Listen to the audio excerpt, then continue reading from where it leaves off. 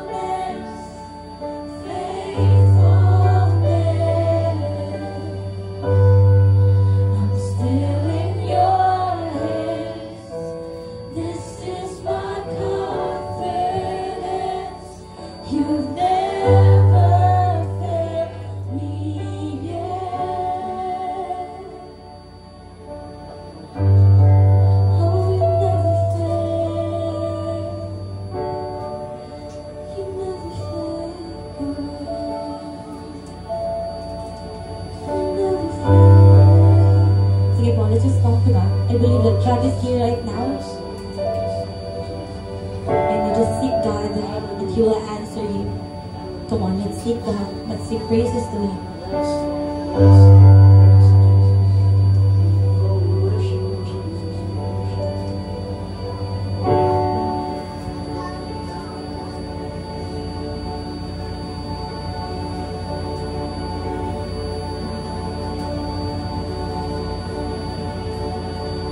Lifted up, you defeated the grave.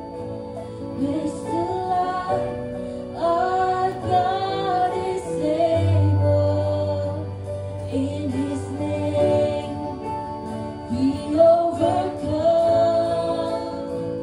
For the Lord, our God is able.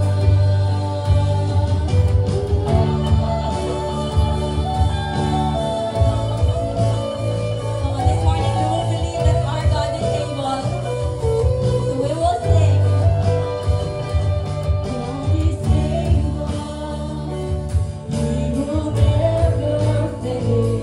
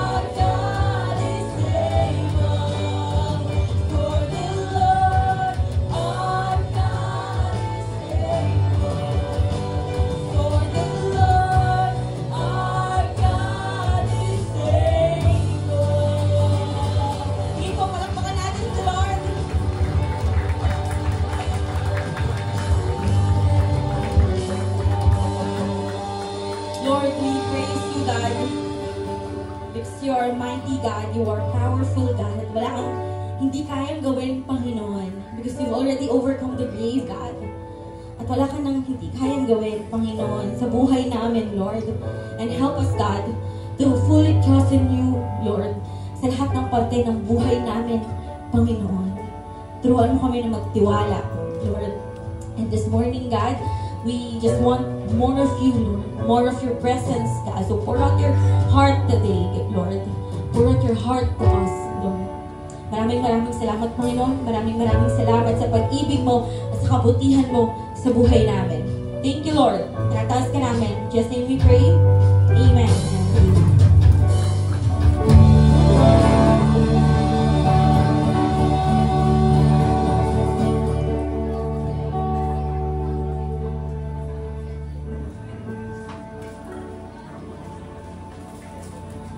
Hello po, good morning po. Ayan, pwede pong pabati yung katabi natin ng good morning.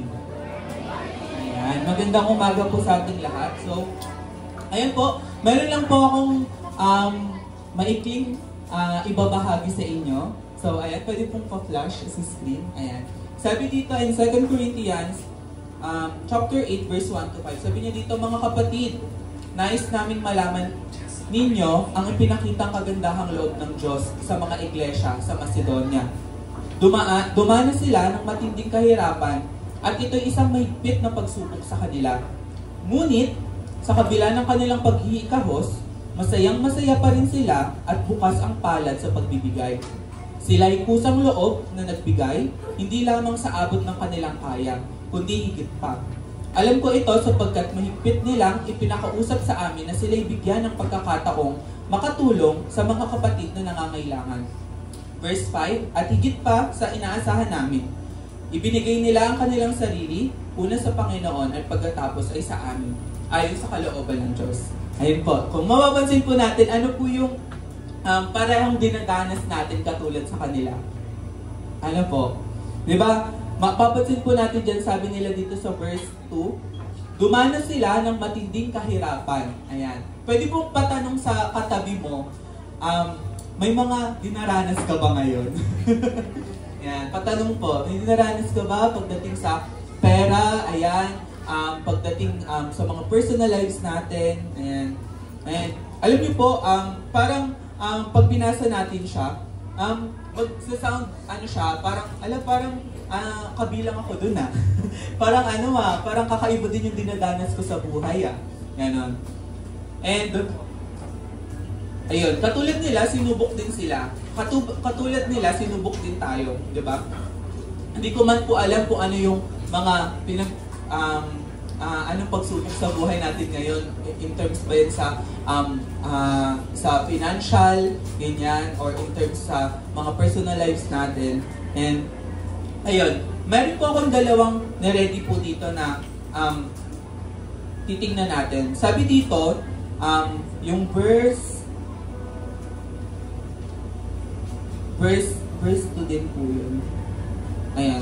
Sabi niya dito, diba, yun na nga po, nahihirapan sila, naghihikahos sila, dumaranas sila ng pagsubok. Pero alam mo kung ano po yung pinaka highlight dito? Sinabi dito ni Paul, masayang-masaya sila at bukas yung palad nila sa pagbibigay.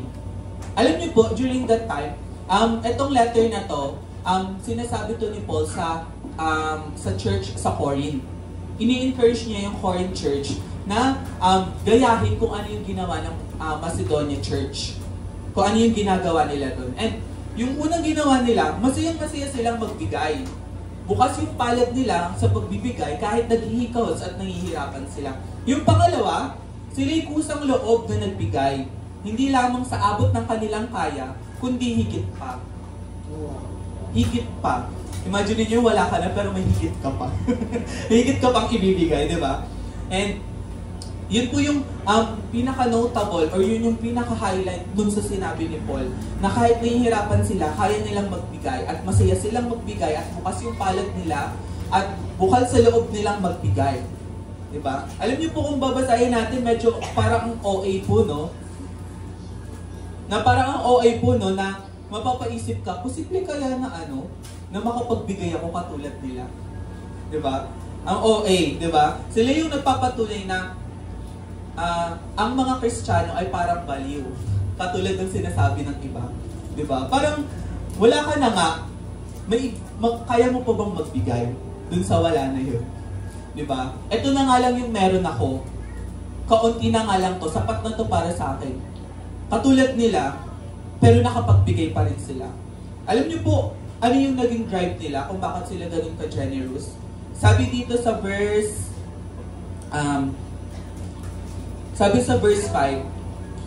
yan, nakalagay po dyan, sabi, ibinigay nila ang kanilang sarili una sa Panginoon at sa pagkatapos sa amin.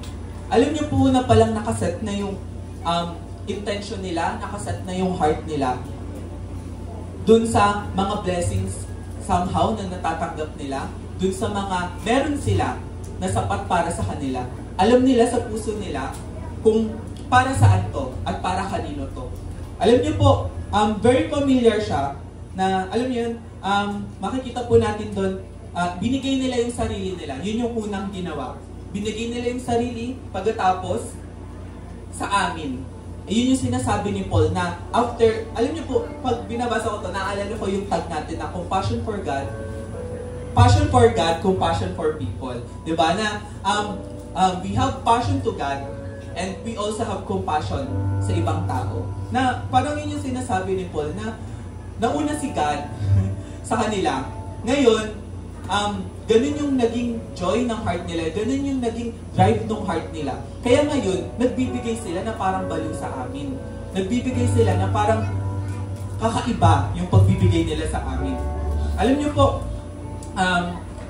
hindi lang to basta sinishare ko sa inyo, pero alam niyo po, itong topic na to, lesson namin to sa kids ministry. So, gusto kong i-encourage sa inyo na hindi lang namin to sinasabi or hindi ko lang basta kayo ini-encourage, pero sa iba't ibang age, pinipilit namin or sinusubukan namin na magbigay ng ganitong principle when it comes to giving. Diba? And, ayun po, may mga papakita lang ako sa inyo na pictures. Ayan. Ayan. So, ayun po yung maligayang pasit. Next po. Ayan. Yung LG Kids. Ayan. Hindi nagpahinga. And, ayun po yung maligayang pasit. Ay, yung Brigada Eskwela. Next po. And, ayan po. Para may patunay po kami. Ito po yung yung forms. Ito po yung opening dun sa forms. Ito po yung bigay namin sa mga, kasi nag-put up yung church ng scholarship. Yun, meron scholarship. And right now, masaya akong ibahagi sa inyo na meron tayong 2 scholars na sinusuportahan. Hindi na namin i-disclose kung sino sila, pero may 2 kaming sinusupport, may 2 tayong sinusuportahan. And ngayon, nagsaset din po kami ng date kung kailan kakausapin namin yung ibang school na pinuntahan, which is yung Purol, tsaka yung San Nicolas dito. And magpapasa din kami ng mga forms para makahanap din tayo ng scholars sa kanila. Kukuha tayo ng scholars from them. So, alam niyo po yun, ito po yung encouragement ko sa inyo na walang nasasayang sa lahat ng ibinibigay natin. Walang nasasayang. Kung gusto niyo po ng resibo, ito po. Ito po yung mga patunay ng lahat ng yon. Walang nasasayang po. Kahit 5 duleng, lahat may pinupuntahan. Yan. And ayun po, I pray and I hope na when we give, katulad din po tayo ng Macedonia Church, na masaya, bukas palad na nagbibigay. Diba? Kahit nahihirapan tayo, somehow, alam ko, kayang mag-provide ni Lord sa atin. Kayang mag-provide sa atin ni Lord sa kahirapan na yun. And ayun, pwede po bang itaas natin yung mga envelopes natin? Ayan. So, right now, papag-pray natin yan. Sige, let's pray. Salamat Lord sa araw na to. Salamat Panginoon na nandito kami ngayon. And I know na hinihipo mo yung puso namin, Lord, right now. And kaya mo ganda hindi kami tumingin kung gaano man kalaki or gaano man kaliit yung kaya namin ibahagi, Lord. Kaya namin ibigay, Panginoon, para sa iyo. Pero hayaan mo, God, na ang maging drive namin, na una sa lahat, sa iyo ang lahat ng ito, Panginoon. And we are your managers, Panginoon. Hayaan mo, God, na as we accept your blessing, Panginoon, hindi ka namin makalimutan, Panginoon, sa buhay namin. Tulungan mo kami, God, na hindi lang matanggapin yung blessing na natatanggap namin, pero maging blessing din para sa iba. Gamitin mo kami at maging daluyan kami ng pagpapala mo, Panginoon. Salamat, Panginoon. In Jesus' name we pray. Amen and amen. So ayun po, pwede na po tayo magbigay.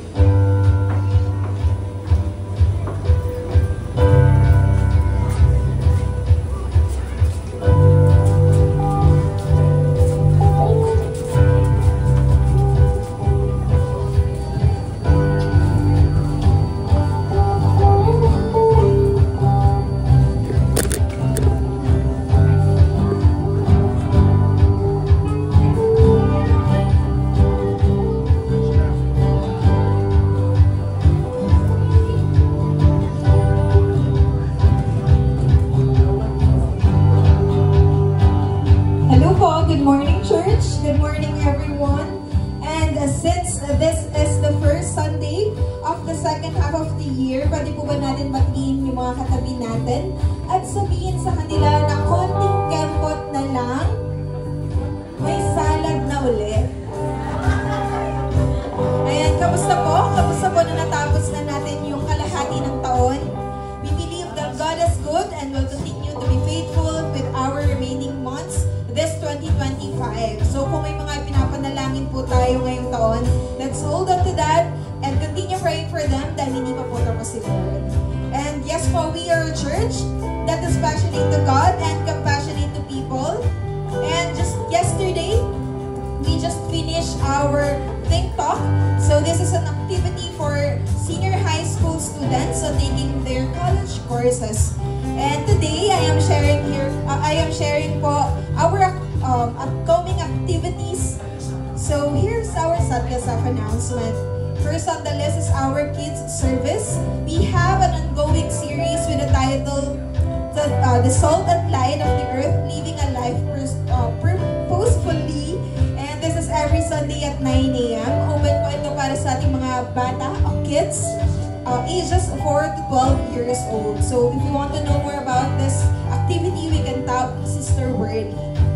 Second on our list is our SET review or college entrance exam. So this is free and this will be next week na, July 12, 1926 from 9 a.m. to 4 p.m. dito po yan sa Lighthouse Center. So if you're a grade 12 or 11 student preparing for college admissions, para po ito sa inyo. So this will help you gear up for your admission and admission exams para sa mga dinidesire nyong colleges or universities dito sa Pinas. So if you're interested to join, you're free to register sa ating forms na nakapost na sa ating pages. So the college exam review slots are also limited. So para lang ito sa 40 students. So, kung may kakilala kayo na grade 11 or grade 12 or para sa mga interested kapag-review, so you can invite them dahil limited lang ang mga slots natin. And for our last announcement, it's our mid-year feasting 2025. So, we have a title, Belong, and this will start today, July 6, up until next week, 13, 2025. So for our schedule, you can see it on our screen. So for our preparation service, this will start later po at 3 p.m. For our morning devotion, which will start bukas, July 7 hanggang 11, which is Friday, 5 a.m. Pero don't worry, dahil online naman po ito, so hindi natin kailangan pumunta dito sa church para makapag-devotion. The link will just be shared on our group chats. So, huwag po natin kakalimutan na i-off yung silent mode natin sa ating mga phones para pwede namin kayong matawagan. For our prayer and worship night naman, this will be on July 11 at 7 p.m. And lastly, for our breaking of the fast, which will be next week then, ng July 13, 9 a.m. So, encourage everyone to fast your breakfast para sabay-sabay natin itong tatapusin ng lunch. And for our last part, we are calling every July celebrant. So if you know someone na mag-birthday or may anniversaries or any occasions to celebrate this July, we invite them to stand. Pwede po natin invite sila tumayo. Ayan, we have 4 celebrants here. Can we raise our hands to them? And I'll give you 30 seconds to say your declarations, your prayers to them. Sige po.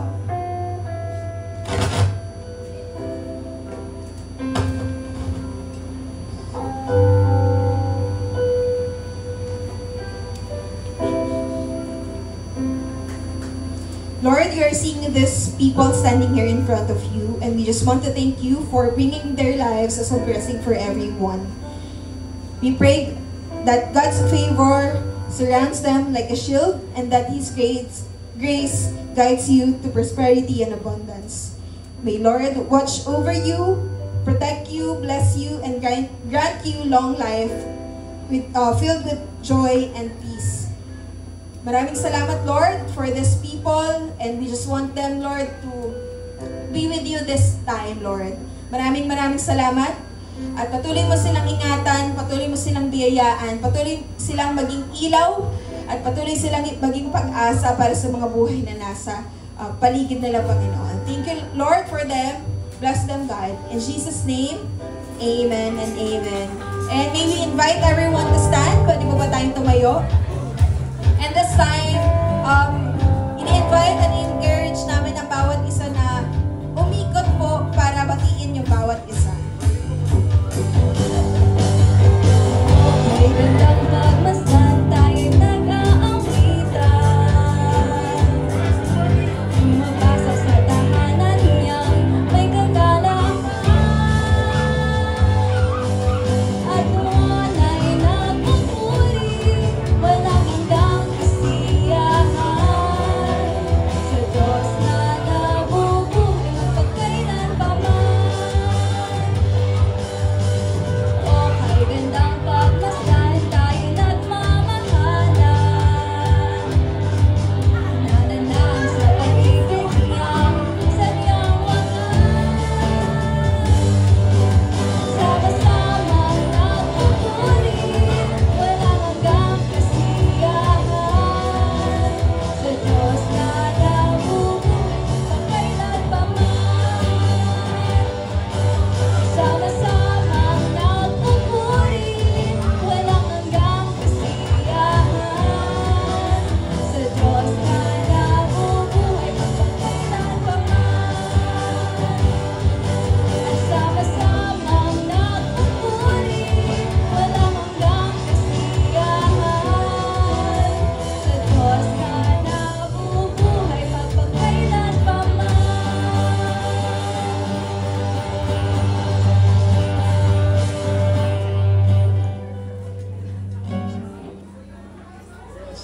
Yes. Yes, thank you, Lord.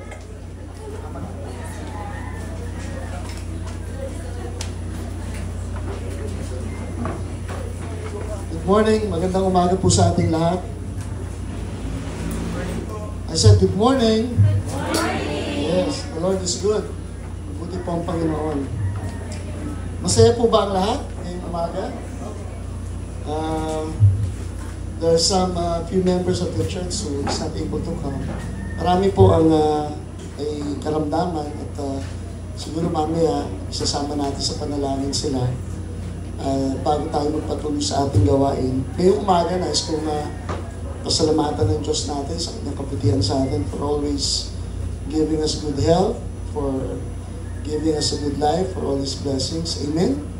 Salamat sa Diyos sa mga pagpapala niya sa atin, sa kalakasan, mabuting kalusugan, at lalong-lalo na ang kapayapaan, kapantagan ng isip. You know, peace today is so precious. Ang kapayapaan sa mga panahon ito ay napakahalaga. And I guess so many people today are living in anxiety. Maraming tao ngayon ang dumadanas ng kaguluhan. Siguro bunsod na rin ang kahirapan na nararanasan ng maraming tao. But I would like you to take it to heart that God is not abandoning His post. Hindi bumababa ang Panginoon sa kanyang trono, nananatili siyang Diyos. Diyos ng mga Diyos at hari ng mga hari, and He's always looking after us. Kung marinig niyo yung tahol ng aso, hayaan niyo lang. Kasama siya sa pagsamba natin ngayong umaga. Okay? Ang Lighthouse is a pet-friendly church. Okay? Huwag naman kayo may encourage dahil lahat ng aso niyo dito. There's only a few people who's bringing their pet, and we understand.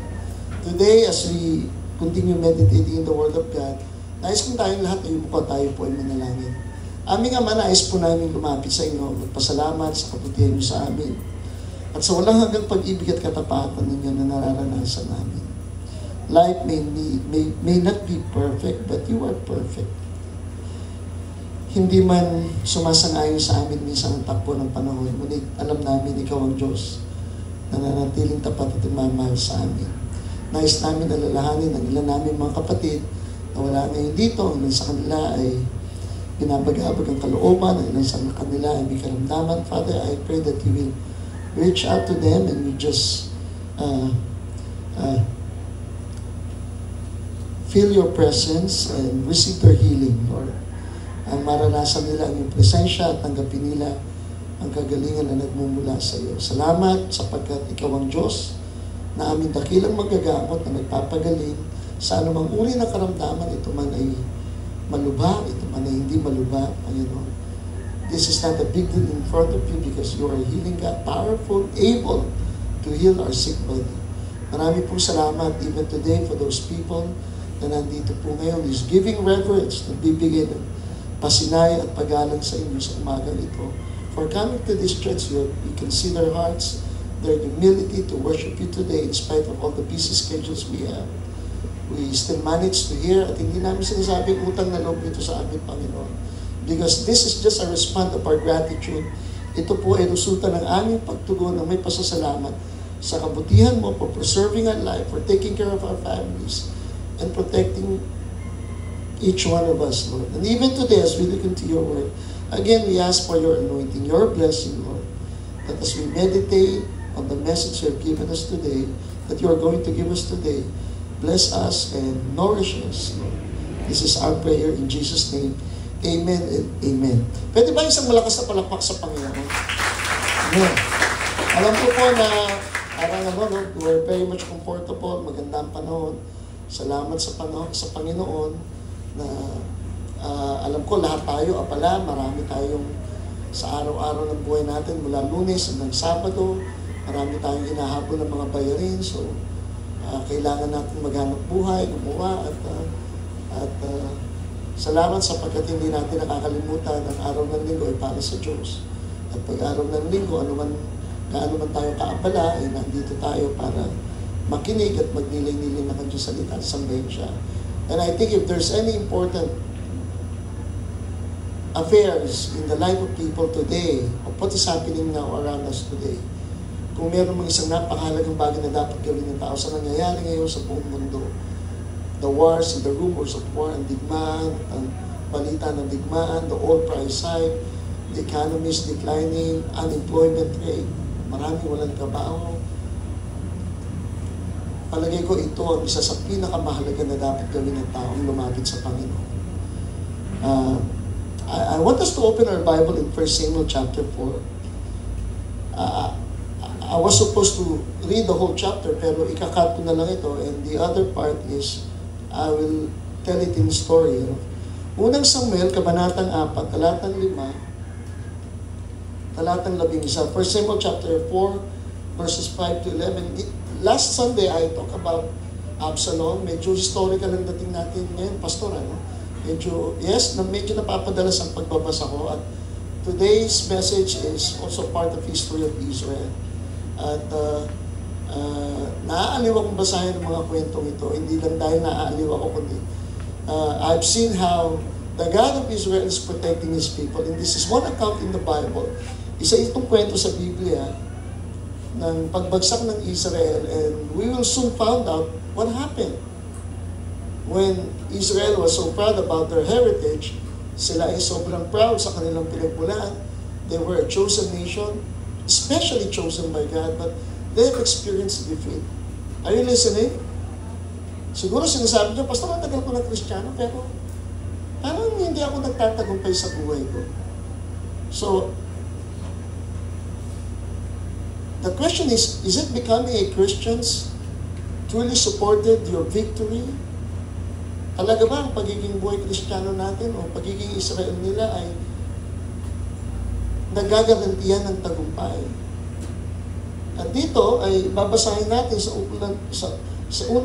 aklat ng unang Samuel, Kabanata 4. Ang sabi dito, starting from verse 5, babasahin ito sa Tagalog, napasigaw sa tuwa ang mga Israelita nang dalhin sa kanilang kampo ang kabanantipan ni Yahweh. So just so you will have a picture of the Ark of the Covenant. And the Ark of the Covenant is a very important furniture in the tabernacle. Nung panahon na ito, I would like to remind you that there was no king yet or president reigning over Israel. They were being ruled by God through the prophets. Pinangungunahan sila. Nung panahon ito, wala pang hari. Actually, sa 1 Samuel chapter 7, the people started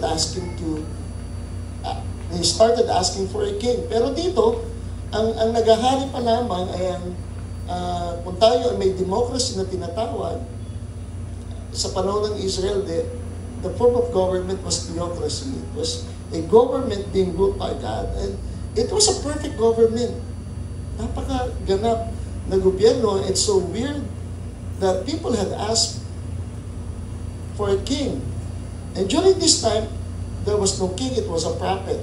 And the prophet that time was Eli. He is the high priest. Siya ang saserdote na pinili ng Panginoon who reigned for like 20 or 40 years in Israel. Napakahaba ng panahon pinaglingkod ni Eli. At siya ay may dalawang anak, si Ophni at sa Pinehas. At dito mababasa natin later what happened to them. And Eli was like a king. He is a mouthpiece of God that represents the Lord. Hello? Are you there? Siya ang tagapagsalita at siya ay parang hari na rin. In one sense of the word. But this was the later part of Eli. Ito na yung mga huling bahagi at kabanata ng buhay ni Eli. Naaalis na sa kanya, sa lahi niya, ang pagiging sacerdote because he didn't manage his household well. So napakabigat talaga ito sa mga naglilingkod. One part of the ministry, I always tell some of my co-pastor friends, if your family will not support you in the ministry, you cannot be an effective pastor. If you want to be an effective pastor, probably you need the support of your children. Kaya ako nagpapasalamat ako sapagkat ako ay naglilingkod sa kapurihan ng Panginoon, nananatiling malakas. For when I started Lighthouse 15 years ago, never had I experienced hindi ako nakaranas na ma-hospital, na ma-confine. At salamat na every Sunday I was here, I was serving the Lord. Asawa ko, natutuwa ako. She's also helping me with the ministry, taking care of some few people in the church, lalo na sa kusina. Nung araw, nag-preach ako dito, nung ako nagpapasto sa Pasita Complex sa Laguna, house church yun, garahe na ginawang church. Nag-preach ako dito ang kusina, kaya pag nagluluto si Sister Tess, naaamoy agad. Parang ganito lang din. Pero ito nakasarado yung may pintana. Kaya narinig Sister Angie is serving in the Pastor Dave is taking up the legacy. Si Jay nung nandito ay nagigitara. So, sana pangarapin natin yun. Hindi lang dahil pastor ako, kundi bilang ama ng tahanan, bilang ina. Nais ko na ipanalangin din natin na maisama natin ang ating mga pamilya sa paglilingkod sa Panginoon. Hello? And that was Joshua. He said, as for me and my house, we will serve the Lord. And so Eli was he was a good high priest, but he was not good in managing his own family. And this was the later part of his life, naaalisin na ng Diyos. At ang masakit dito, sinabi ng Diyos kung sino ang papalit sa kanya. At mababasa niyo sa kwentong ito, walang iba pumalit sa kanya, kundi si Samuel. Hindi si Samuel na anak ko, kundi si Samuel na saserdote ng Israel. He was the great high priest who take over the office of the priestly office from Eli, and he became very effective. Siya ang unang nanalangin at nagpatong ng kamay sa unang hari ng Israel. And so dito, sa talatang 5, napasigaw sa tuwang Israelita nang dalhin sa kanilang kampo ang kabanatipan ni Yahweh. At ang sabi dito, when they have brought the Ark of the Covenant, halos nayanig ang lupa sa lakas ng kanilang sigawan. Nang marinig ito ng mga Pilisteo, itinanong nila, bakit kaya napakaingay sa kampo ng mga Hebreo? So there was a fight against the Philistine and Israel. Kaya mapapasin ninyo, walang katapusang laban. Mula nung itinindig ng Diyos ang Israel, kaliwat kanan, harap at likod, lagi silang may kalaban. Hindi lamang nila kalaban ng Pilisteo, ang dami nila kalaban, Jebusites, Amorites, Gibeonites, termites, lahat yan, kalaban nila.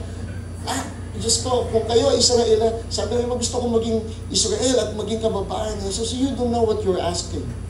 And even to this, there's a lot of persecution. Israel was only rebirthed in 1948 na naging isang bansa sila. Because pinalibutan sila ng, even in the last 20 centuries, that had passed, Libya, Egypt, Sudan, Assyria, Armenia, Iran, Iraq, Saudi Arabia, lahat yan, kalaban nila yan. And the Lord has managed to preserve them somehow. Hello? Ang pangako ng Diyos ay nananatili. At dito, napasigaw sila, narinig nilang sigawan, at ang sabi ng mga Pilisteo, bakit kaya napakaingay sa kampo ng mga Hebreo? Nang malaman nilang nasa kampo ng mga Israelita ang kabanatipan ni Yahweh, natakot sila. Sinabi nila, may dumating na mga Diyos sa kampo ng mga Israelita. Nanganganib tayo ngayon. So even the Philistines recognize how powerful, anointed, the Ark of the Covenant is. Hello? Are you listening? Maging ang mga pagano, ng mga taong hindi kumikilala sa Diyos, ay alam nila kung anong kahulugan ng kabanatipan. At ang sabi nila, may dumating na mga Diyos sa kampo ng mga Israelita. When they found that the Lord's covenant tax had arrived in the Hebrew, they were afraid and said, a God has come into their camp. Ganun ang conclusion nila, Nanganganib tayo ngayon. Ngayon lamang nangyari ito sa atin. At ang sabi pa ng mga Pilisteo, kawawa tayo. So they've already judged themselves and said, indirectly, they were saying, di lang tayo kawawa, but we're already defeated. We lose the battle. That's how they declare. The Philistines. Sabi niya, kawawa tayo, sino ngayon na makapagliligtas sa atin sa mga makapangyarihan nilang Diyos? Ito ang Diyos na nagpahirap sa mga Egyptyo sa pamamagitan ng iba't ibang salot. Mga kababayan, sabi ng mga Pilisteo, lakasan natin ang ating loob, magpakalalaki tayo upang hindi tayo matalo at maalipin ng mga Hebreo tulad ng pang-aalipin natin sa kanila. Lumaban tayo. Hindi sila nasiraan ng loob. They're willing to fight against the armies of God, the Israelites, and they said, let us fight. Lumaban nga ang mga Pilisteo, and look what happened. Take note of this. Lumaban sila, at ang sabi dito, ang mga Israelita ay natalo na naman. This was the second defeat. Ang napatay sa kanila at that time was 30,000 soldiers. At nagkanya-kanyang takas pauwi ang mga Israelitang natira. Nakuha ng mga Pilisteo, natalo sila, at ang masakit, nakuha ng mga Pilisteo ang kabanatipan ng Diyos at kanilang pinatay ang dalawang anak ni Eli na si Hophni at Pinehas. And this was a breaking news within the camp of Israel. What happened? Well, it all started, let me do my introduction, it started like any other war. It started like any other battle. Nagsimula ito katulad ng mga ordinaryong digmaan at labanan. And the Israelites were marching out to the Philistines' army. Nagmarcha ang mga Israel patungo sa mga Pilisteo, and seemingly the people of Israel were confident. They were proud of their heritage, and seemingly it was a sure victory. That was their attitude when they faced the enemies. Proud sila, confident sila, at para bagang napagtagumpayan na nila ang laban na ito. Well, after all, they were all God's people. They were Israelites. They put too much brand on that name. We're Israels, we're chosen nations. were the army of the living God. Too much branding of the name. And despite should have been easy, itong away na ito, ang labanan na ito, sana ito ay madali, but it wasn't. Ang akala nila, ang labanang madali, ay madali, pero hindi nangyari. When they started the war, there were around like 4,000 Israelites army. That day, 4,000 Israelite soldiers fell in battle. Mababasa natin yan sa unang talata ng chapter 4. Dumating ang araw ng pakikipagdigma ng mga Israelita laban sa mga Pilisteo. Nagkampo ang mga Israelita sa apit naman ng mga Pilisteo. Sumalakay ang mga Pilisteo at pagkalipas ng isang matinding labanan ay natalo nila ang mga Israelita. Sila nakapatay ng halos 4,000 kawal. When the first fight, yung unang saltada, namatay na agad sila ng 4,000 sundalo. And as a result, sabi nila, what happened? Ano ang nangyari? Sabi sa verse, nang makabalik na, sa verse 3, nang makabalik na, makanaligtas sa kanilang kapwa, nagtanungan ng matatanda, the elders of the Israel gathered together and they asked each other, sabi, what happened? What just happened? Naalala ko nung kami, yung Sister Tess ay were seeking something and it didn't go through. Meron kaming pinuntang isang lugar at ang sabi ng asawa ko, paano? After we prayed, it seems like we're defeated. No? We didn't receive answer to the Lord. At ang sabi ng asawa ko, ano nangyari pa? Hindi ko alam, sabi ko. Hindi ko alam. Tanungin natin ang Panginoon. We were in the Korean Embassy. I was applying a visa. Pagdating ko sa Korean Embassy, ang daming tao. Wala nakakapasok. Pero ewan ko bakit gano'n. Doon ko nakita sa lakas talaga ng loob ko. Pumasok ako. At ang sabi doon wala akong saradong Korean. Hindi, papasok ko. Sabi ko, frequent traveler ako. I have this visa, blah, blah, blah, blah. Sabi niya, bakit? Hindi rin pwede. Pastor ako, sabi ko gano'n. Punta ako Korea. Tapos, sir, hindi ka talaga mapigilan. At frequent traveler. Sige, pa-interview ka, pero kailangan mo ng face mask. Saan ako bibili ng face mask sa BGC? Ang lahat. Tapos nagpunta ako ng 7-Eleven, wala. Sabi ko, tumigil ako sandali. Sabi ko, ma, something's not right. Sabi ko, bakit? Huwag na natin ipilit ito. At hindi ko na ipinilit mag-apply ng Korean visa. Tapos sabi ko, hindi, mayroon ako nararamdaman hindi tama. And then after 1 week, nag-declare ng pandemic, COVID ang buong South Korea, walang pinapasok, etc. Sabi ko, kung nakaalis pala tayo, nakulong tayo doon. So sabi ko, minsan talagang dapat makinig ka. And so these people, they were defeated, they were confident, that all of a sudden, para silang binuhusan ng malamig na tubig, natalo sila. At ang sabi ng mga partner, asan ang Diyos? Ano nangyari? Hello? Have you that kind of experience too? Now, how could they lose? Where was God? Bakit tayo natalo? And confusion spread through the camp. Nagkaroon ng confusion at nilagan sa kanila. At hindi nila mawari kung ano ang nangyari sa kanila. And this is the twist of this story. After the elders had the meeting, they inquired of God, and God is silent. Instead of turning to God with humble hearts, instead na lumapit sila sa Panginoon, magpakababa, they turn to a symbol. And the title of the message is God's Presence, Not Symbol. So, instead of turning to God with a humble hearts, they turn to a symbol. At ang sabi nila, let us bring the ark. Let us bring the ark. Dalhin natin ang kaban ng tipan. They said, and the ark of the covenant of the Israel is the most sacred object. Pwede pa natin pakita yung ark so that some people might have an idea. Yes, that's the ark of the covenant. Inside of the ark of the covenant, pwede pa pakita yung tabernacle. Okay, this is the inner and outer tabernacle. Dito tayo mag-concentrate. This is the outer court. Itong mga lamesang ito is slaughterhouse. Diyan nila kinakata yung kanilang mga handog. At dito ay nahahati ito sa dalawa. This is the holy place. And this is the Holy of Holies. At narito ang Ark of the Covenant. Only once a year, a high priest will go there.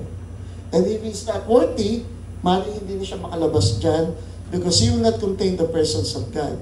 Nung namatay si Kristo, at sinabi niyang it is finished, sapagkat lahat ng lumalapit dyan ay dumadaan ng paghahandog. Pero nung namatay si Kristo, ang sabi doon, when he said it is finished, the curtain of the temple was ripped into two. It was a 6 layers. Napunit ito at nagkaroon na ng kalayaan ng taong lumapit sa Panginoon ng diretso. Naunawaan ninyo? But we will concentrate on this, the Ark of the Covenant inside the Holy of Holies. Pakita natin yung Ark of the Covenant. The Ark of the Covenant signifies the presence of God. Inside of this covenant, inside of this ark was the 10 Commandments. Andito siya sa loob. You could see it is entirely overlaid with gold. And this symbols the seat of God's power. It signifies the presence of God. And so the people of Israel said, when they were defeated, instead of having a humble heart, they turned to a symbol, they brought the Ark of the Covenant, and the Ark of the Covenant, the box that held the 10 Commandments, the seat of God's presence between the cherubim. And they thought, inaakala nila, if they brought the Ark into the battlefield, pag dinala nila itong kabanantipan, victory will be guaranteed. You know? Nakatitiyak sila ng tagumpay. But there was a problem. Merong problema. Dinala ng Israelites ang Ark of the Covenant. They didn't bring the Ark with reverence. Hindi nila ito dinala na merong paggalang. Instead, they brought it like a weapon. They brought it like a tool. Like a lucky charm. Like something they could use as the one. Like something they could use a lucky charm. Dinala nila ito bilang simbolo, but they are disconnected to what the Ark of the Covenant represented, and that is the presence of God. They use it a lucky charm, like something they can use, or carry it like a props in a play. At ang masama, ang nagdala nito ay si Hophni at Phinehas, Eli's son, who are corrupt priests, dishonest, immoral, and disconnected from God.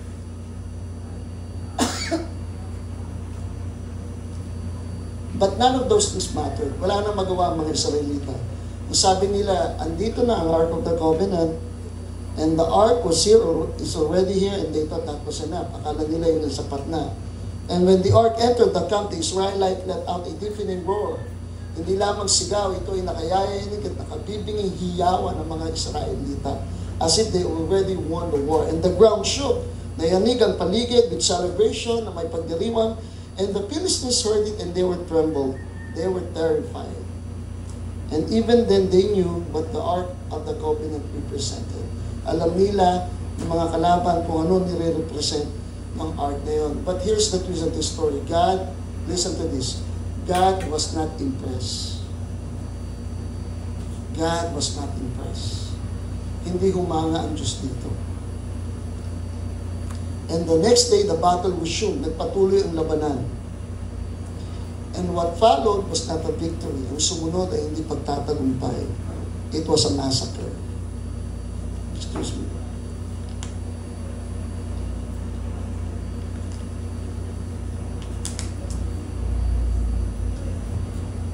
The next day, the battle resumed. They lost the battle. It was not a victory, it was a massacre. 30,000 Israelite soldiers died. At ang anak ni Eli, si Hophni at Phinehas, were also killed. And what is worse, the Ark of the Covenant was captured. The very symbol of God's glory was captured by the Philistines. It was unthinkable. Never in their history it happened. Now it happened. At merong isang mensaherong nakaligtas at bumalik para maglathala kay Eli. There was a messenger who ran back to Shiloh with the news. And Eli the high priest, si Eli na saserdote ay matanda na, bulag, at siya ay nakaupo sa pintuan ng lungsod. Hindi siya nag-react nung marinig niya ang kamatayan ng kanyang dalawang anak. But when he heard the ark had been taken, ngunit nang marinig niya na yung arko ay nakuha ng mga Pilisteo, siya ay natumba, he snapped his head, his neck, nabali ang kanyang leeg at siya ay namatay instantly. It was a dark day in Israel. Napakalungkot na araw para sa Israel. Malungkot, malalim na kaisipan, madilim na gabi, but it wasn't over. Hindi doon natatapos. Si Pineas, ang asawa ni Pineas, nabuntis, that time, at nagle-labor, he heard the news, her husband was dead, her father-in-law was gone. Nabalitaan niya na ang kanyang asawa ay namatay na, kanyang biyenan ay namatay na. At ang kaban ng tipan ay nakuha ng mga Pilisteo. The shock sent into her belly, yung kanyang pagkagulat, ay nagbunsod para siya ay biglang magkaroon ng untimely labor na she lay dying habang siya ay nakahiga, naghihingalo. She gave her newborn son a name Ichabod. Pinangalanan niya ang kanyang anak na Ichabod. It's a boy's name with a Hebrew origin which means the glory of God has departed. Ang presensya ng Panginoon ay wala na sa Israel. Because that's exactly what it happened. And this is where my point one begins, and this is my last point. Israel has lost more than a battle. They have lost the presence of God. Ang Israel ay hindi lamang natalo sa digmaan o sa labanan, na-lost nila ang presensya ng Panginoon. You know, you may be a Christian, I respect you. You may be a Christian for 20 years, 30 years. I respect that. But there's seemingly a possibility that you could lose the presence of God, even at that age. Hello? Hindi lang sila natalo sa digmaan, natalo sila dahil wala na ang pagsama ng Diyos sa kanila. Pwede ang isang simbahan ay maging kagaya ng ganito, ngunit kung hindi ito sasamahan ng Panginoon, this will be just merely a social club. It's not lighthouse, it's what lighthouse represent.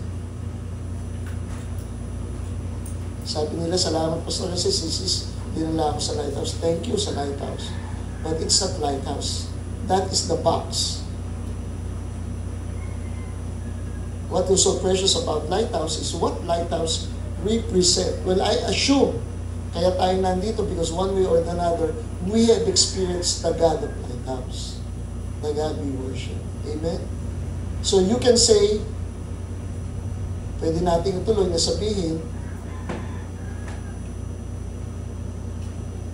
hindi relihiyon, kundi yung relasyon natin sa Panginoon na nagpapatatag at bumabago sa buhay ng tao. Hindi lang sila natalo sa digmaan, kundi nawala ang Panginoon, ang presensya ng Diyos sa Israel. And this is not because God abandoned them. Hindi dahil sa iniwan sila ng Panginoon, but because they had abandoned Him long before the war even began. Hindi dahil sa iniwan sila ng Diyos, kundi iniwan nila ang Diyos kahit bago pa magsimula ang labanan. Wala pa ang labanan, wala na sila sa presensya ng Panginoon. Do you feel sometimes like you're the one only fighting your own battle? God is not with you? Nararamdaman pa natin yan, minsan lumalaban tayo sa buhay, at sa paglaban natin, napapansin natin, hindi na natin kasama ang Diyos. Ikaw na lang yan na lumalaban. Wala na ang pagsama ng Diyos sa iyo. Long before the war even began, they had already lost the presence of God. They treated the ark like a prop in the play. Tinuring nila ang kabanantipan bilang something magical, something mysticism. Yeah, the fanatics do that. Hello? The fanatics do that. Natatawa ko minsan, sabi ng mga ngaral at maraming naloloko, and I say this is fanaticism. Sige, buksan nyo ang inyong mga payong at baliktarin nyo ang inyong payong at ituro nyo sa langit at ibubuhos ng Diyos sa pagpapala sa inyo. Buksan nyo ang inyong mga wallet at buksan nyo ang inyong wallet, ihalap nyo sa langit at ibubuhos ng Diyos sa pagpapala. And a lot of people love that. They are easily fooled by doing that. No! Because the result of blessing is obedience, humility, surrendered life. Ang pagpapala hindi nagmumula sa mga ganitong bagay ng pagiging panatiko na practice. Ito ay pagsunod, kababaan ng loob, pananampalataya sa Diyos, pagkilala sa Kanyang kapangyarihan. Hello? Kahit 10 payong pang italikod ko dyan, At 24 hours ko, hindi babagsak ang pagpapala dyan. Kung ang buhay ko, kaliwat kanan, puro kasalanan at pagtalikod sa Diyos. And that's exactly what they've done. Oh, let's bring the ark. And we will win the battle. What? They were totally frustrated because they lost the battle. And they started asking God. They lost the war. They lost God even the war began. This is something they pull out when things got tough. They thought the object would save them while ignoring the God it represented. Akala nila, ito ang magliligtas sa kanila habang ini-ignore nila ang Diyos na nire-represent ng Ark of the Covenant. They wanted the power of God. Gusto nila ang kapangyarihan ng Panginoon without submitting to the will of God. Gusto natin ang kapangyarihan ng Diyos, ngunit ayaw natin magpasakop sa kalooban ng Diyos. And God is not a genie in a box. He is holy. Hindi tayo pumapasok sa simbahan ko, Panginoon, ayan, nagsimba ako ha. Aasarin mo na yung prayer ko ha. For most of you, I think I have the most complete attendance in the church. Mabibilang ko sa kamay ko ang araw na wala ako sa araw ng linggong ito. But I would say I'm not still a prosperous guy. Because I do not see it that way. Tinitignan ko ang buhay Kristiyano, hindi pagpapayaman, kundi tinitignan ko ang buhay Kristiyano bilang pagsunod sa kalooban ng Diyos.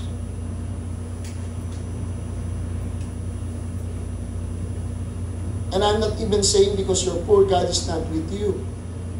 Because wealth doesn't define your being a Christian, being a child of God. Oh, mayaman ako, kaya ako mayaman dahil kasama ko ang Panginoon. Malay ko. Malay ko naman, baka naman may ginagawa ka hindi maganda. Kaya ako umunlad. Pero masaya ako para sa iyo. And they think that is what God is. You see the tragedy of Ichabod, yung trahedya ng Ichabod, the president got departed, wasn't just about a war of politics. Hindi lamang ito politika at digmaan, it was spiritual. Nakakalimutan ng mga Israelita ngayon. Tingin nila sapat na nandoon ang Ark of the Covenant and they will win war. They will win war every now and then, but it will build the heart of the people. Ipinakita ng Diyos kung ano naman puso ng mga Israelita. And you know what? They had drifted apart from God. Malayo na sila sa Panginoon.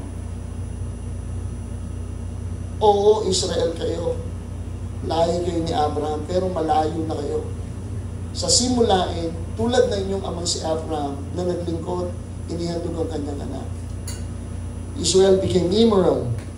They're no longer connected to God. They are disconnected to God. And so far, they didn't even realize the glory was already gone until it was too late. It took them 30,000 soldiers plus 4,000 soldiers before they realized that there's a lot of casualty. Nasira na ang pamilya, nag-drugs na ang anak, natuto ng magbisyo ang mga magulang bago nila naintindihan, wala na ang pangako ng Diyos sa buhay nila. Because it was long gone. And today we must ask ourselves, are we doing the same? Are we using God when we're in trouble only but ignoring Him when things are okay? Do we cling to symbols, crosses, routines? Naalala ko nung araw, sabi ng lola ko, lagi mong isusuot ang krus na yan. Yan ang maglalayo sa iyo sa mga maligno. Pero nagkamali-maligno ang buhay ko sapagkat wala akong relasyon sa Panginoon. Ang lola ko ay napaka-religyosong lola. Mahal na mahal ko ang lola ko. Siya ay may lahing Kastila. Napakaganda ng lola ko. Gusto ko yung lola ko. At spoiled ako sa lola ko. Maraming pagkakataon, iniligtas niya ako sa sinturon ng lolo ko. At lahat ng sabi ng lola ko, pinaniniwalaan ko. And whenever I wear that cross, I feel like I'm very holy. Until I was introduced to the Bible. At nalaman ko na ang lahat ng tao ay makasalanan. And so I need to be connected to the Savior. I need to have a relationship with Christ.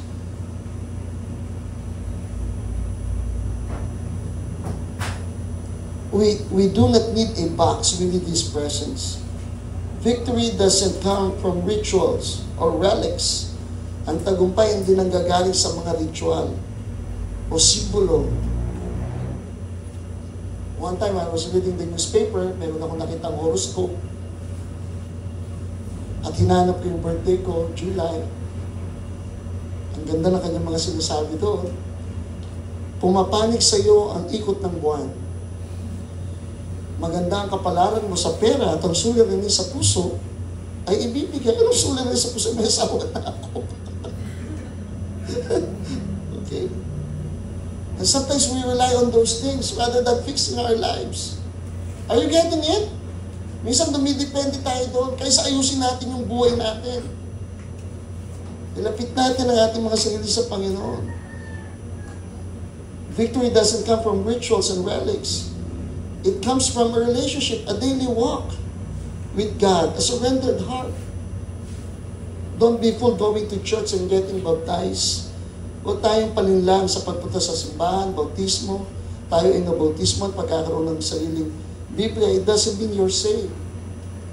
Even unbelievers do that. They go to church every Sunday. And they're doing that religiously. Hindi tayo mananalo sa kanila pagdating sa bagay na ganyan. Because everything to them was out of obligations. And they think they will go to heaven by doing that. But salvation is not like that, because true salvation is not a behavior modification. It is a spiritual resurrection. Ang totoong kaligtasan ay hindi pagmamodify ng pag-uugali natin. Because the Bible says that we were dead because of our sins, but we were made alive because of Christ. Tayo ay mga patay na dahil sa ating mga kasalanan, pero tayo ay nabuhay dahil sa ating pakikipag-isa kay Kristo Jesus. Ang kaligtasan ay hindi behavior modification. It is a spiritual resurrection. From being dead to sin, we became alive and resurrected because of Christ. Kung tayo ay naligtas, hindi tayo ligtas dahil sa ating gawa, mabuting gawa. Naligtas tayo dahil sa kabutihan ng Panginoon at Kanyang Ama. And the life we have now is no longer us. Ang buhay na meron tayo ngayon ay hindi na tayo kundi ang Panginoon.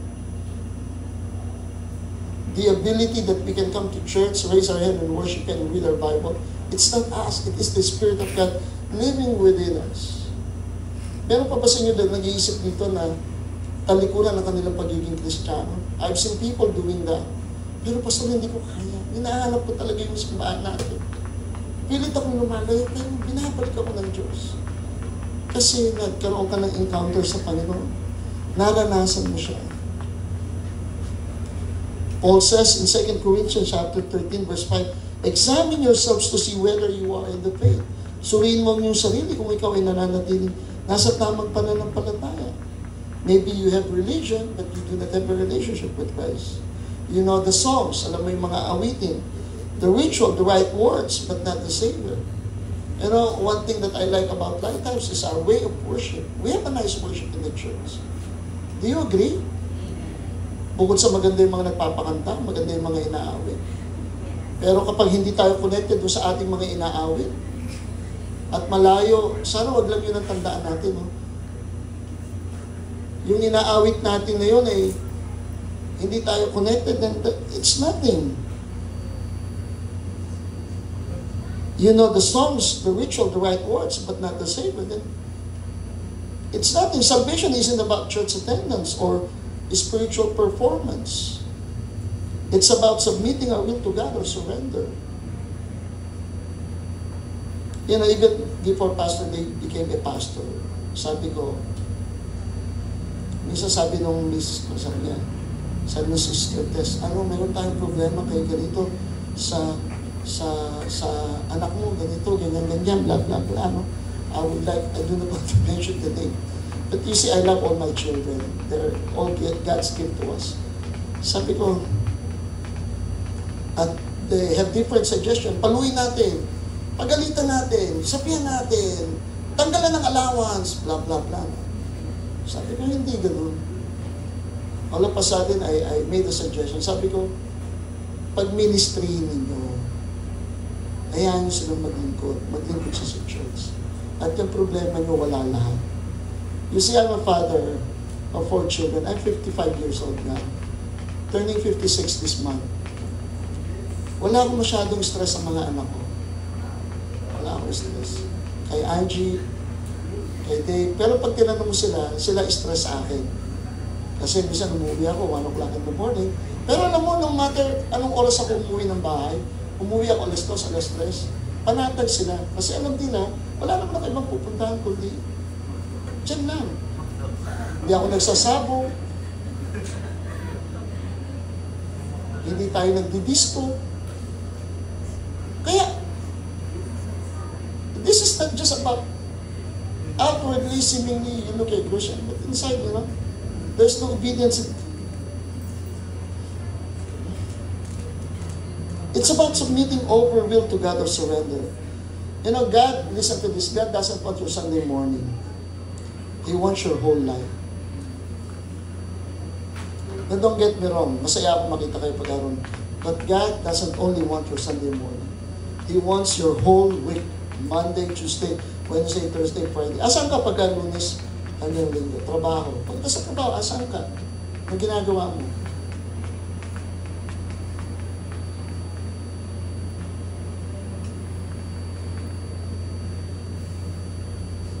You were baptized, but you never had a true encounter with Christ. Minsan kung sino yung matatagal na Kristiyano, yun ang minsan mahirap kausapin. Sometimes you're already there in the Christian life, but the passion is no longer there. We were baptized, but we do not have a true encounter with Christ. Hindi natin nararanasan. Baptism without a rebirth is just a bath. Ang bautismo, pero walang kapagkapanganak na muli, o reformation, o transformation nangyari sa buhay ng tao. Ito ay para ka lang naligo na nilublob sa tubig. Because new life in Christ, ang bagong buhay kay Kristo, it craves, nagugutom. 1 Peter chapter 2 verse 2 says, like newborn babies, we crave for pure spiritual milk.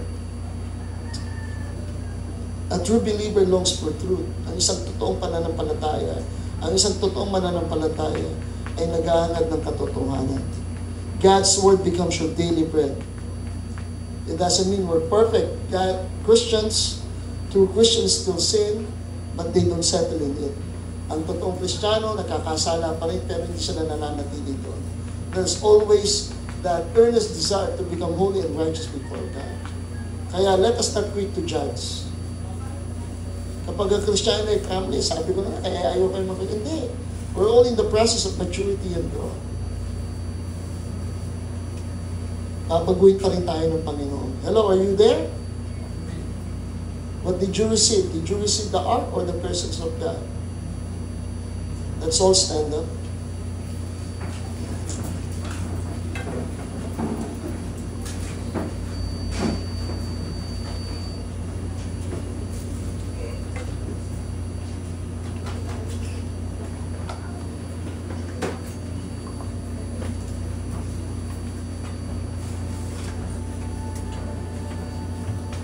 Let's sing one more song as we continue meditating in the presence of the Lord.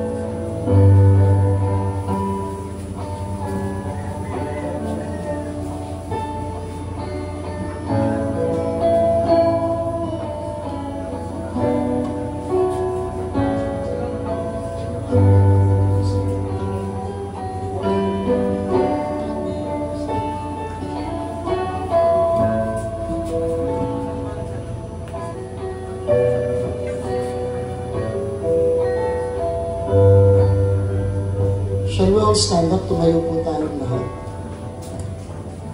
Sabi sa Biblia, ang sino man kumakain ng tinapay at umiinom sa kopa ng Panginoon sa paraang di nararapat ay nagkakasala sa katawan at dugo ng Panginoon. Kaya dapat siya sa atin ng tao kanyang sarili bago siya kumain ng tinapay at uminom sa kopa, sapagkat ang sino man kumakain at umiinom ng hindi kinikilala ang kahalagahan ng katawan ng Panginoon ay kumakain at umiinom ng kahatulan laban sa kanyang sarili.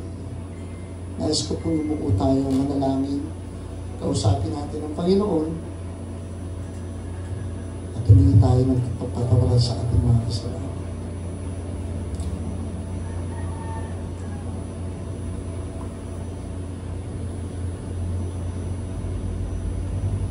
Today, I would like to give an opportunity, pagkakataon, para sa mga tao gustong tanggapin ng Panginoon. Nais kong sabihin mo ang panalangin ito. Sabihin mo, Panginoon, sa oras na ito, ipapasalamat ako sa kabutihan mo na ipinigay mo ang iyong anak na si Jesus para tubusin ako sa mga kasalanan ko. Kinikilala ko siya bilang Diyos. Nais kong ibaba ang aking sarili, buksan ang pintuan ng aking puso, at tanggapin ko siya bilang aking Panginoon at sariling tagapagligtas. Mula sa araw na ito, ang buhay na ito ay hindi akin, kundi iyo. Gamitin mo ang buhay na ito para sa iyong kapurihan. Salamat. Amen and Amen.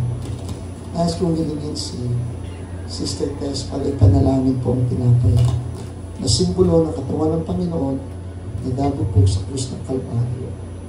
Thank you, Lord. Panginoon, salamat po sa kaligtasan na kaloob mo sa amin. Salamat na tinanggap mo yung mga latay, mga sugat. Lahat ng pasakit, Panginoon, tinanggap mo na dapat ay sa amin. Lord, hindi kami karapat-dapat, ngunit dahil sa lawak ng pag-ibig at pagmamahal mo, ginawa mo ang sakripisyong ito, Panginoon. Salamat sa walang hanggang pag-ibig mo. Thank you, Lord, in Jesus' name. Amen. Ito ang katuwang tinanggap ko sa Panginoon at ibinigay ko naman sa inyo. Nung gabing siya ipagkanulo, ang Panginoong Jesus ay dumampot ng tinapay, nagpasalamat at pinagpira-pira sa iyo at sinabi, ito ang aking katawan na inihandog para sa inyo. Gawin ninyo ito bilang pag-aalaala sa akin. Kanin po natin po.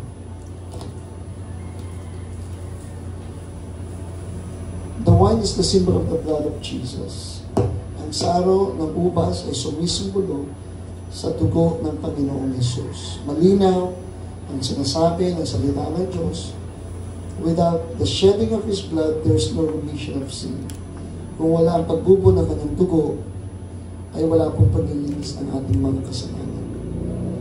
Ngayong umaga, nais ko pong tanggapin niyo ang dugo ni Jesus, ang kordero ng Diyos, na naglinis ng ating mga kasalanan.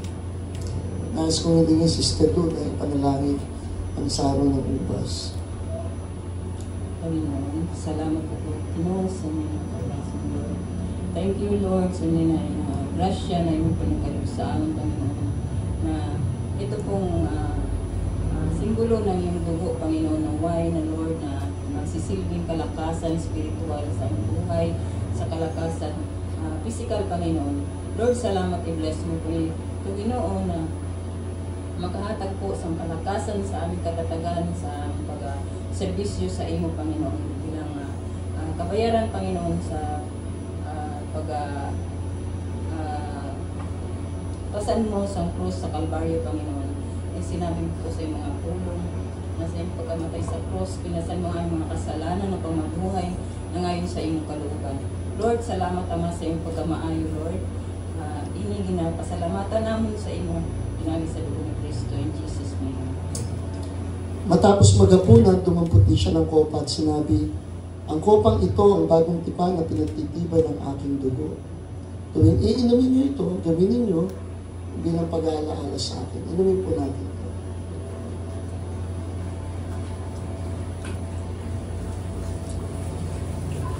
makakaupo po tayo sandali.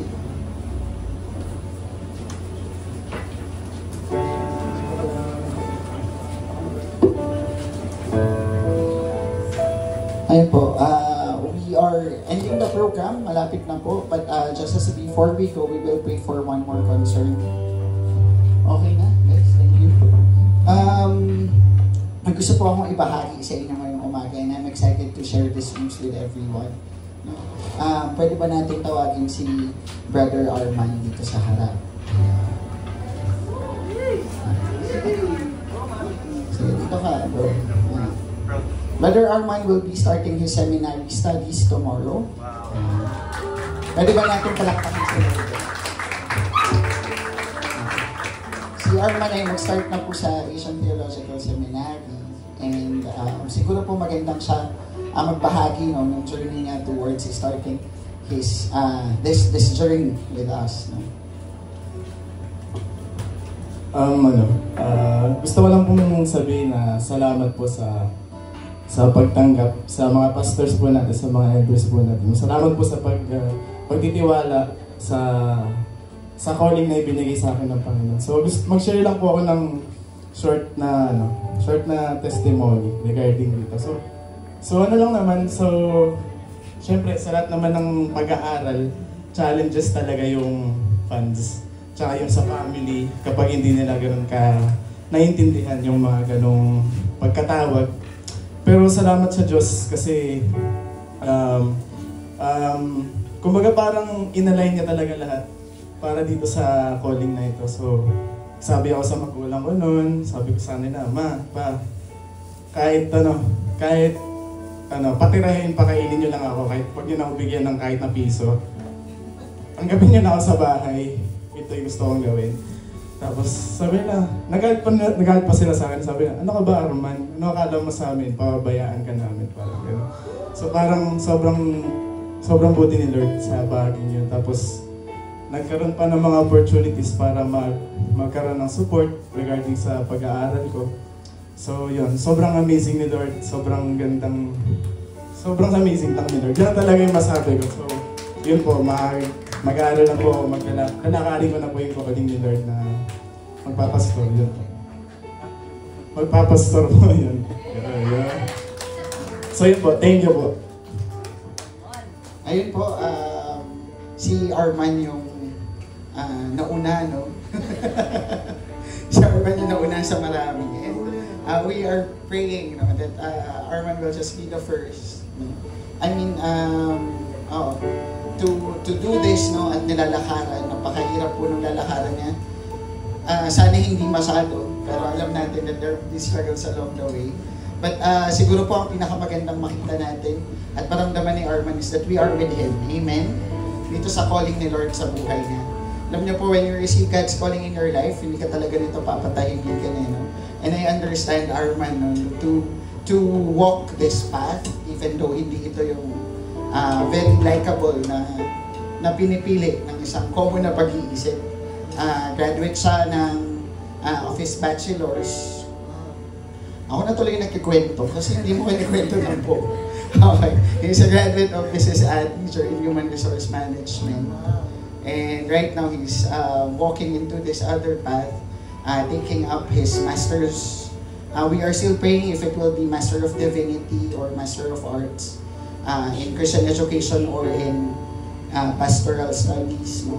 Whatever will God's will be, no, in the next days. So siguro ang isang magandang ipabaon natin kay Arman is that we are with Him. Amen? Amen. Amen. Pwede bang isang malakas na Go Arman? Kasama mo kami. Isa pa, kasama mo kami dyan. 1, 2, 3. Kasama mo kami dyan. Sige po, and I will be asking Pastor Hugh to pray for Arman as we send him to this new journey. Excited tayong lahat para kay Arman. Amen? Yes. Gusto ko din pasalamatan yung mga magulang ni Arman for your Christian family, di ba Arman? Lahat? Okay, pero almost, di ba? Nagsalamat sa kanyang ina na nauunawaan yung tawag ng Panginoon. Sabi ng Panginoon, Do not be terrified or dismayed. He will uphold you with His righteous right hand. Sundin mo lang siya and everything will go well with you. Excited ako sa gagawin ng Panginoon sa iyo. At yung Lighthouse family is with you. Pagka nakikita niyo minsan si Arma na huwag niyo lang siya supportahan sa panalangin. Supportahan din natin sa mga pangangailangan. Tumayo tayong lahat. Mananalangin ako kay Arman, then I will also close in prayer. Let's stretch our head toward Him. Lord, following you is not easy. It's like turning the world facing you. There's no promising future ahead of us, as we can see in human standpoint. But in our hearts and our conviction, we have this assurance that you will never leave us nor forsake us. Ikaw ang Diyos na tumatawag sa iyong mga hiniram mula pa sa lumang tipan, kung paano tinawag mo ang malingkod mo, ang aming mga ama sa unang pananampalataya. And still today, you are in the business of calling people to use them as an instrument and messenger of your word. It's no accident today that Arman is obeying that voice now. Hindi aksidente na pinakikinig siya at sinusunod niya ang kanyang tinig na narinig mula sa inyo. You are the great shepherd. He is the shepherd. And He is obeying you. And He will never be disappointed because this is one of the most important, precious decisions He ever made in His life. Sa araw na ito, bababa ang Espiritu nasa langit at igagawad mo sa iyong lingkod. Matatapos niya ang pag-aaral na ito hanggang siya isang maging ganap at paglingkod mo. Naririto ang iyong iglesia, nakikibahagi hindi lamang sa saya, kundi sa obligasyon na pinatong mo sa buhay ni Arman. Sa araw na ito, Panginoon, paglilingkuran ka niya, mamahalin ka niya, at susundin ka niya. Salamat sa buhay na ito, pagpalain mo ito sa pangalan ni Jesus. Amen. Amen. Let us now close in prayer. Lord, thank you for your word that we have received today that ignited our faith, empowered our soul. Salamat sa inyong mga salita at tinanggap namin ngayong umaga. Nagbigay lakas ang aming pananampalataya, paglilingkod sa inyo. Hayaan niyo sa umaga nito, sa paglabas namin sa pintuang ng iyong tahanan, ay paunin namin sa puso namin ang iyong pagmamahal, pag-ibig, pagpapala, tagumpay at pag-iingat. Sa pangalan ni Jesus. Amen and amen.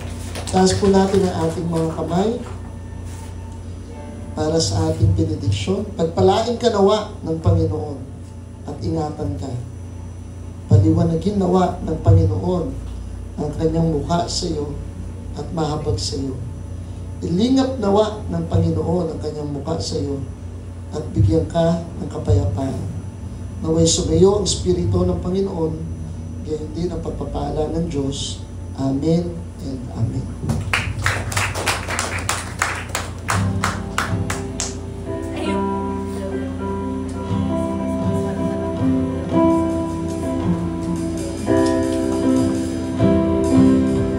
Hello. Ayan.